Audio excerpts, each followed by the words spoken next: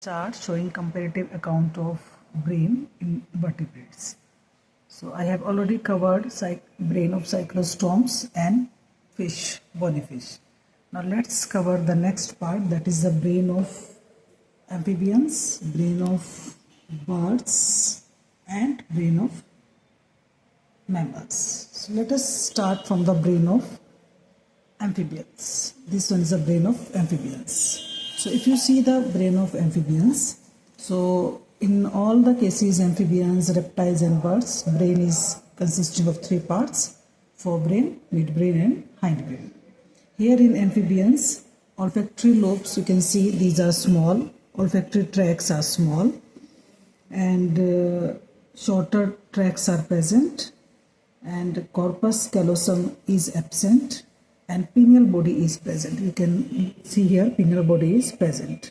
And then you can see, if you see the midbrain, optic lobes, these are developed, optic lobes are present, wall is thick, and in hindbrain cerebellum is poorly developed. It is in the form of a band. You can see here cerebellum.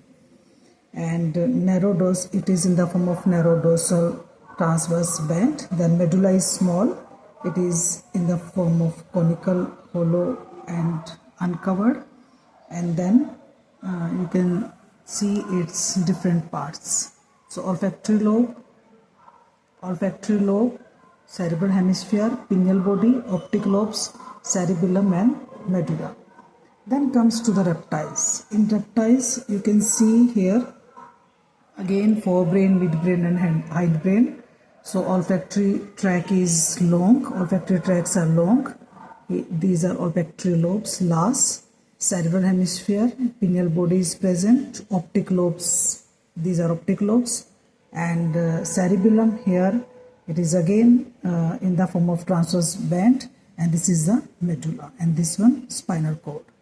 So here in forebrain in reptiles, it is in the form of striatum and cerebrum, and cerebrum is forming the basal ganglion, and cerebellum is small and smooth, and vision is very dominant because optic lobes are well developed.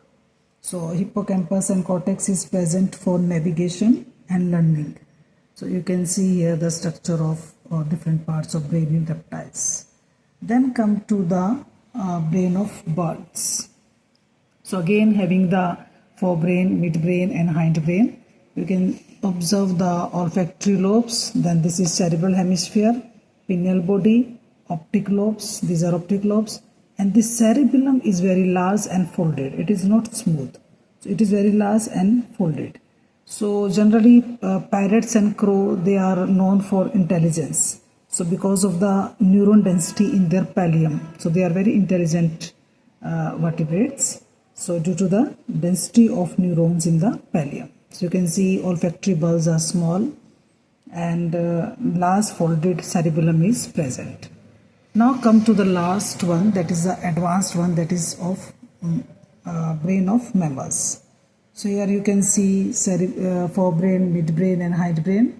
These are olfactory bulbs, then cerebral hemisphere, and you can see optic lobes, cerebellum, medulla and spinal cord.